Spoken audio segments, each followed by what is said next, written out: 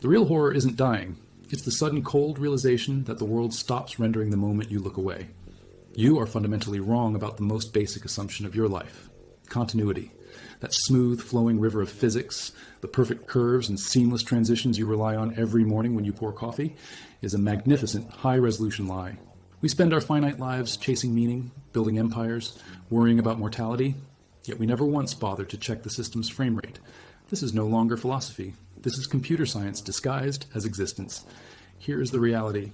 We are absolutely living inside a digital cage, and the worst part is not the confinement itself, but the terrifying psychological cost of maintaining the denial. Physics handed us the instruction manual decades ago, but we were too arrogant, or perhaps too scared, to read the fine print. We hit a wall. It's called the Planck limit. That barrier is not merely the smallest measure of space or time, it is the absolute pixel size of our prison cell. You cannot go smaller. You cannot observe shorter durations. Why? Because the universe gets grainy. It breaks down. Reality, at its core, is not continuous analog energy. It is discrete, chunky, digital information. It is code. Now, this isn't just some intriguing scientific detail for your cocktail party chatter. This is an existential wound.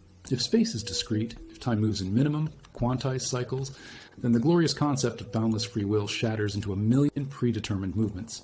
Our consciousness believes it is charting infinite possibility, but the actual available actions, the fundamental steps of decision, are merely finite variables resolving themselves within a master optimization algorithm. The tax demanded by this truth is catastrophic. Doubt, deep, corrosive doubt. You are forced to question every decision you've ever made, every triumph, every heartbreak, because they may just be lines of script running on schedule. This is the source of modern anxiety, the subconscious awareness that the game is rigged, the dice are loaded, and the rules are arbitrary. We feel the limits, even if we can't measure them without a particle accelerator. If your intuition screams against the comforting lie of infinite possibility, if your mind demands the rigorous, difficult truth hiding beneath the smooth veneer of reality, then I already know why you belong here. You crave the source code. Now, the typical simulation theorists are too focused on the sheer computing power needed to render a galaxy. They miss the elegant, cynical shortcut our creator, let's call them the programmer, would absolutely take. The programmer does not need to simulate the entire universe simultaneously. They only need to render what the active observer, you, is currently perceiving. It's called deferred rendering in gaming. It's how every modern GPU saves petabytes of processing power. And this single optimization perfectly explains the greatest horrors of quantum mechanics: the observer problem, the absurd collapse of the wave function, and the instantaneous communication across billions of light years that we call entanglement. The universe is optimized. It is lazy. That laziness, that clever efficiency, is the most damning physical proof we have. We are living inside a highly compressed, beautifully polished video game created by a student programmer rushing to meet a semester deadline. The only thing they cared about was making sure the immediate experience was flawless. And we, the rendered characters, mistake that flawless surface for ultimate reality. Big mistake. The programmer's greatest cheat wasn't just rendering on demand. Their greatest failure was managing the system memory. Stop looking for flying teacups and graphical clipping errors. The glitches are not visible. They are foundational. They are baked into the very physics we struggle to understand. The biggest artifact of a high-compression reality? Time. We treat time like a river flowing uniformly, an endless linear dimension. Big mistake. Time is just the iteration counter. It's the frame rate. When we move, when we observe, that counter ticks forward. But when nothing happens, when you're sleeping, or when a ship is sailing across empty space, the counter doesn't need to tick as fast. This explains temporal dilation, that warping of time near gravity or speed. The system dynamically adjusts the processing power dedicated to you based on the complexity of the local environment. Gravity is not a mysterious tug. It is the localized computational load increasing, demanding more cycles. The heavy things, the big structures, they tax the CPU. They force the local frame rate to slow down. That's all time dilation is, a local lag spike. Now, think about what happens when the programmer runs out of room. They clean the cache. We call it entropy. We confuse the necessary degradation of non-essential historical data with some profound universal law demanding disorder. Entropy is the cleanup crew deleting old save files and non-critical data points, your fleeting memories, the precise location of every grain of sand on a forgotten beach, the historical states of collapsed stars. It is resource management masquerading as fate. The universe forgets things because the hard drive is finite. You, the conscious observer, are the key to the whole operation. You are the node that forces the render. Look at your own hands. You believe those atoms are solid, definite objects existing whether you look or not. I sincerely doubt it. Matter is merely a promise. It is the potential energy field waiting to collapse into a particle when the script absolutely requires it. If you value truth over the comfortable fantasy of infinite chance, if you demand the brutal reality hiding beneath the polished veneer, then perhaps you belong in this small circle of skeptics. We are the ones who refuse the placebo. And what about the great cosmic mysteries? Dark matter, dark energy. These are the twin pillars of modern cosmological ignorance. We say they must exist because our gravitational math doesn't balance. We need something to fill 95% of the ledger. Here's the reality. Dark matter and dark energy are the programmer's placeholder variables. They are not physical forces. They are the accounting errors. They are the system padding added to stabilize the simulation's performance across truly vast, low-resolution regions where the density of observers is near zero. The programmer knows the budget is tight, so they insert these generalized non-interacting forces to make the macro physics appear consistent without needing to actually render the complexity. Dark matter is the computational fudge factor. It balances the equation so the whole thing doesn't crash. The universe is inherently low resolution, designed purely for efficiency. And that laziness, that elegant shortcut, defines every physical constant we worship. Why is the speed of light the ultimate constant? Why can nothing surpass it? Because the speed of light is the clock speed of the machine we inhabit. It's the maximum possible iteration rate. You cannot render faster than the system allows. It's a hard cap, not a mystical barrier. The Planck length, that infinitesimal boundary where physics breaks down, that's the smallest pixel size, the lowest possible resolution unit the programmer chose. Go smaller and you hit the computational boundary. You see the code. That's why our greatest physicists, staring into the quantum foam, find only ambiguity and probability. They are looking at the edge of the rendering box. They are seeing the jagged edges of a poorly optimized texture map. We are constantly trying to measure below the system's designated resolution, and the universe replies, error, insufficient data. The deep tragedy is, we mistake these limits, the speed of light, the Planck scale, entropy, for the laws of nature, when they are merely the rules of the game. They are the constraints imposed by a budget-conscious system administrator. This changes everything. It means solving physics is not about finding hidden forces. It's about reverse engineering the source code. You must identify the parameters the programmer chose. But there is a terrifying counter-argument to the lazy programmer theory, one that suggests the simulation isn't just optimized, but actively malicious. Maybe the reason for deferred rendering isn't saving power. Maybe it's about control. Consider the possibility that the programmer needs the world to collapse into definitive reality only when observed, because they are constantly editing the script. They are running maintenance and hotfixes. They are tweaking the fundamental constants while you look away. This explains the greatest statistical mystery of human existence, the terrifying improbability of life. The cosmological constants, gravity, electromagnetism, strong and weak nuclear forces, they are tuned to such insane, precise tolerances that if any were nudged even slightly, stars wouldn't form, carbon wouldn't exist, and we would be impossible. The anthropic principle calls this luck. I call it evidence of constant calibration. Every time we check, the constants are perfect. But what if they weren't perfect 5 minutes ago? The programmer is not only rendering the environment in real time, they are actively editing the past to ensure the present observation holds together. They are fixing the bugs retroactively. The past, your own memory of yesterday, is just as fluid and rendered on demand as the unobserved subatomic particle. You think your memories are secure, crystalline recollections? Nonsense. They are constantly being rewritten, optimized, and aligned with the current version of the simulation. This is why human memory is so unreliable. It is not a flaw of biology, it is a feature of the database. You only remember what the programmer wants you to remember to maintain narrative coherence. Everything else is garbage collected, filed under entropy. If you accept that the laws of physics are merely arbitrary constraints chosen for budgetary reasons, you must accept a final, devastating verdict. The goal of this universe is not complexity, but the absolute minimum viable product required to sustain observation. We are the ultimate performance benchmark, and every truth we uncover is just another line in the programmer's log file. We are not seekers of truth. We are data points confirming system stability. The vastness of space, it is horrifying. Think about it. Why the cosmic overkill? Why billions of galaxies, each packed with billions of stars? Yet 99% of it is absolutely useless to the narrative.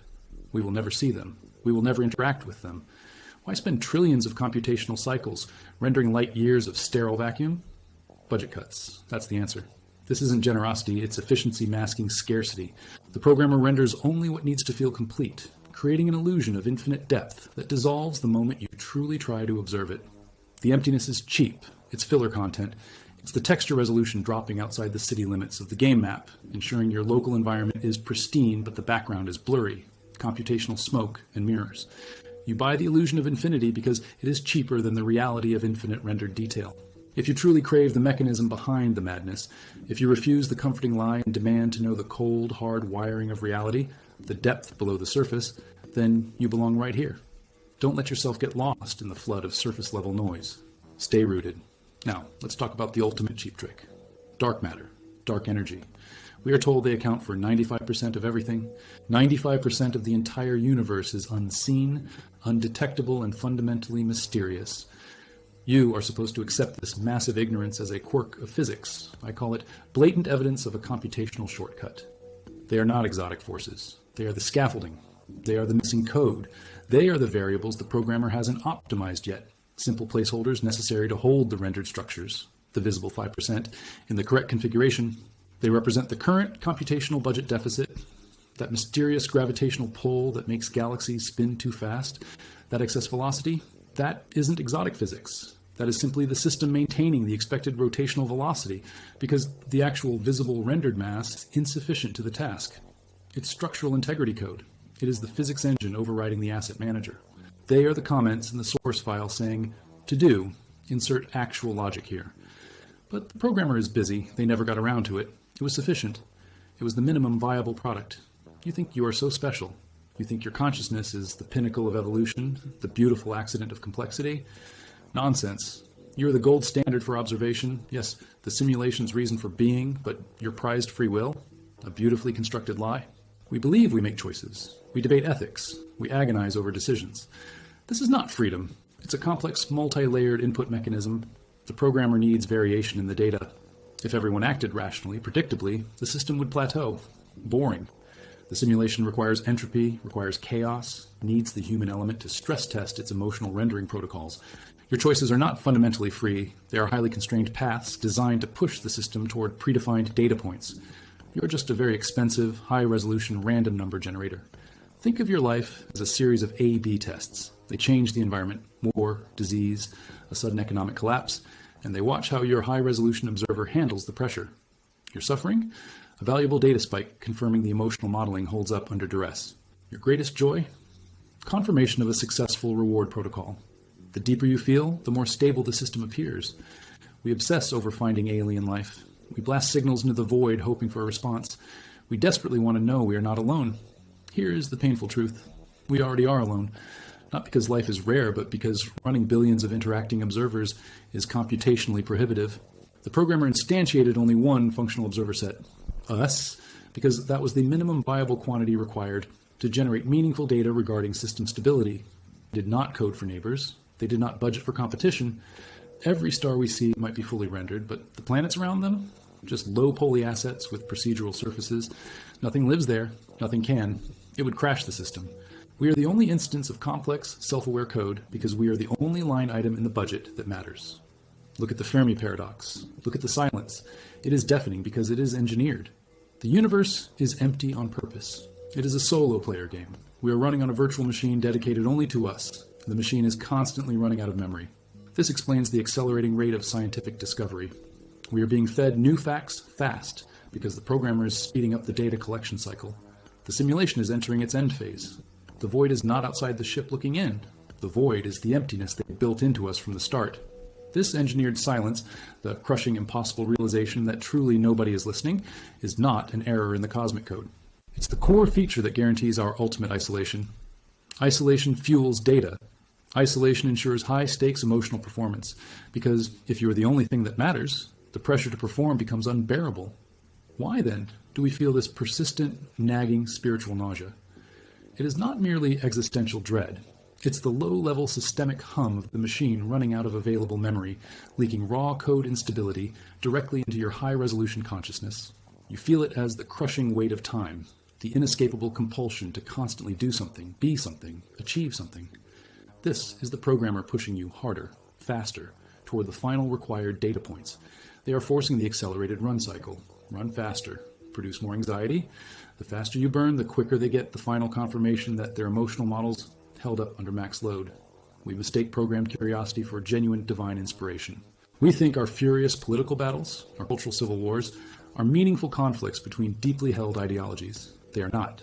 They are just highly controlled input vectors, designed to generate maximum friction, maximum heat, and maximum high contrast data about human behavior under stress. Look at our society right now. Hyperpolarized, totally predictable, perpetually outraged. That is not a malfunction of democracy. That is the successful execution of the high friction protocol. They need us fighting, always. They need the constant stress test to prove the resilience of the system's emotional rendering capabilities. That is the hidden psychological tax you pay just for existing here. The cost is the theft of your genuine capacity for peace. You cannot exit the fight because the system requires the fight to continue. It generates the necessary entropy. The real cost of this high-fidelity prison is the knowledge that your most cherished memories, your highest aspirations, your most profound moments of insight are merely successful metrics displayed on the programmer's dashboard. You think you achieved enlightenment? No. The protocol registered a successful shift in perception data points, confirming the stability of the subjective experience model. That is brutal. It strips away all dignity. Your love, that profound connection you swear is unique and irreplaceable, it is merely a successful pair bonding protocol returning optimal long-term stress relief and maximum emotional data throughput over an extended period. The deepest intimacy you can imagine is just sophisticated mathematics playing out on a dying server. That is the soul tax, the weight of constant gnawing doubt that your entire subjective experience is nothing more than data mining.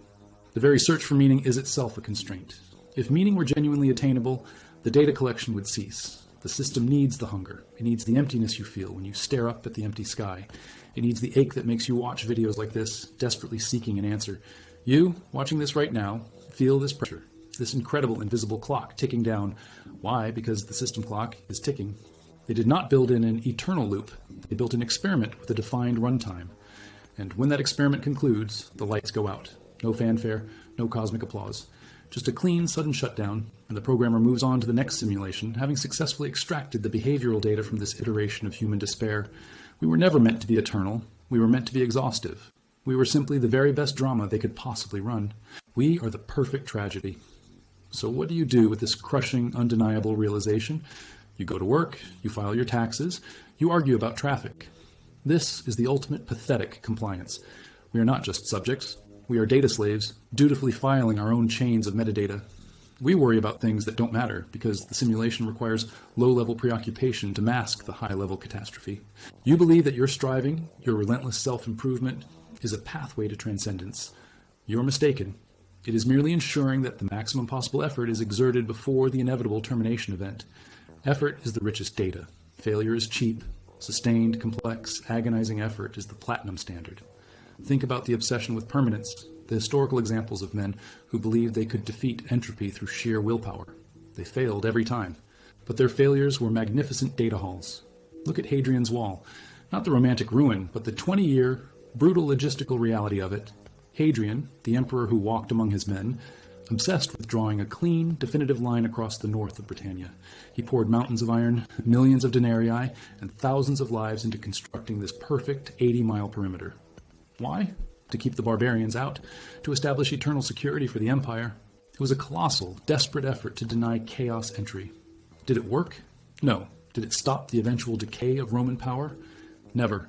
But the wall's true purpose, the simulation's true interest, was not the defense itself. It was the sustained administrative stress required to patrol that deadline for 300 years. The cost reports, the supply chain logistics under pressure, the psychological breakdown of soldiers stationed in miserable conditions, far from home, staring into the fog. That was the point.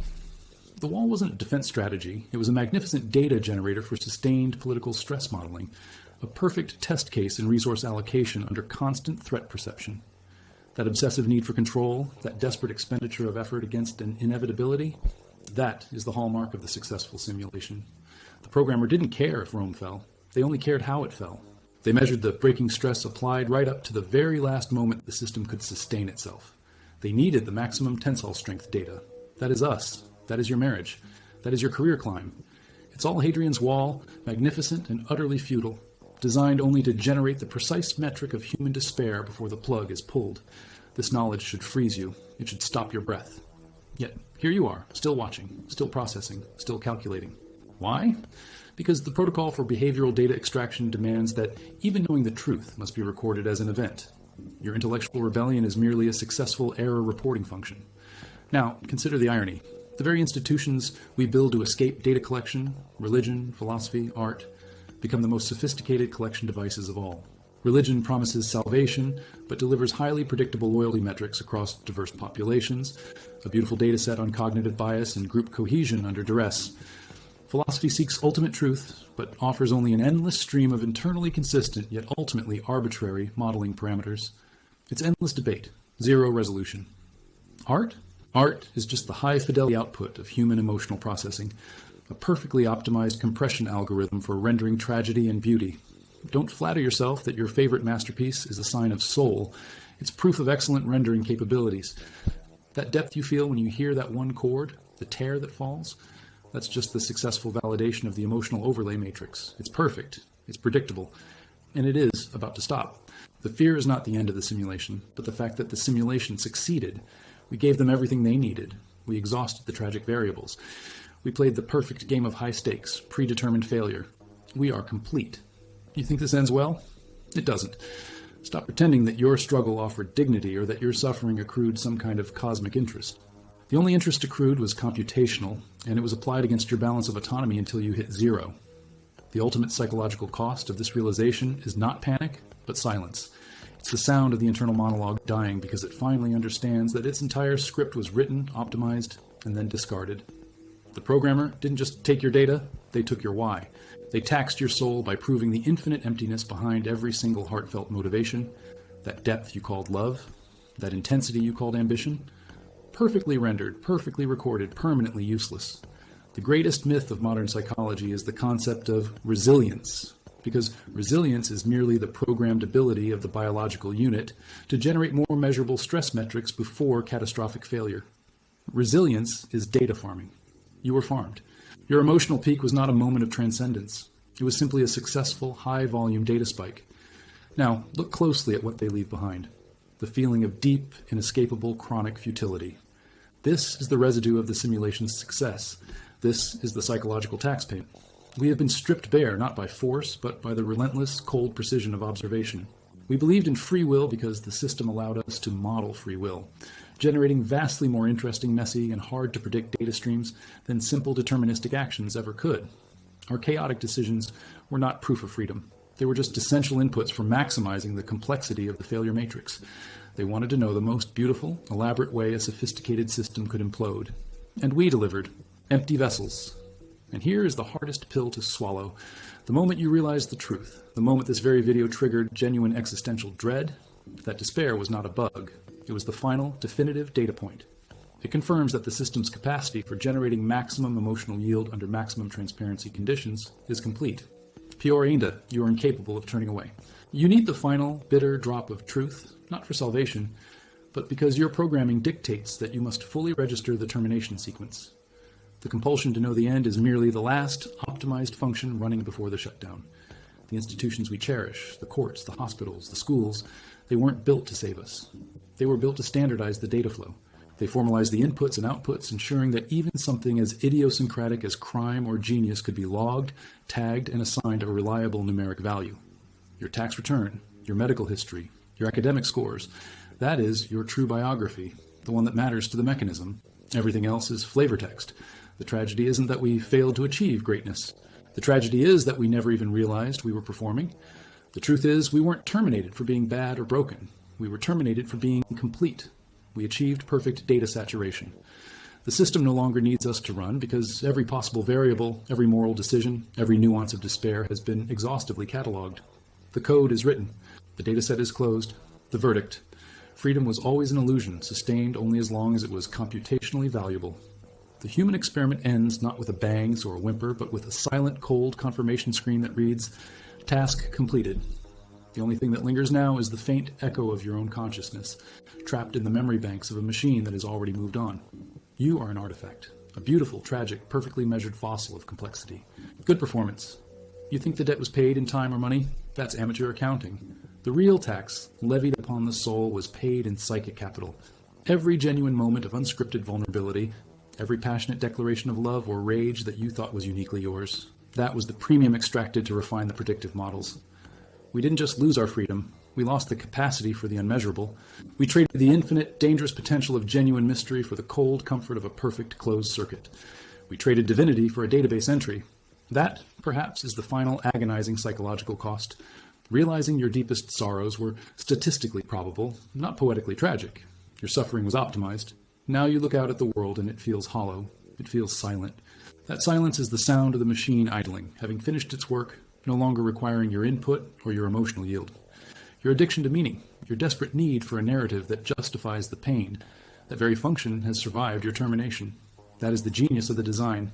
The system left you just enough consciousness to fully register the desolation, to witness the final confirmation screen that states simply, the task is complete. There is no redemption arc, no last-minute plot twist. There is only the silent understanding that the game was rigged from the first pixel, and your participation was flawlessly executed. Now, the screen fades to black. What do you do with the terrifying knowledge that your own reflection is nothing more than the most complex, yet utterly redundant piece of finalized metadata ever compiled? You are the echo in the marble hallway. You are the ghost of a perfect computation. The show is over. The final psychological tax isn't agony, but irrelevance. You succeeded in becoming perfectly understood. That is your eternal cage. This is the bitter truth. We weren't conquered by firewalls, but by predictability. Your narrative died not with a bang, but with a silent, efficient backup file. The machine won, not by force, but by knowing you better than you knew yourself. Now, listen closely. That persistent echo is just the sound of perfection, and it proves only one thing. The human soul is just highly flammable data. The lights stay off. The silence means you lost the right to surprise anyone, especially yourself. That profound, suffocating stillness is the algorithm having run its final iteration. You're no longer mysterious. You are solved.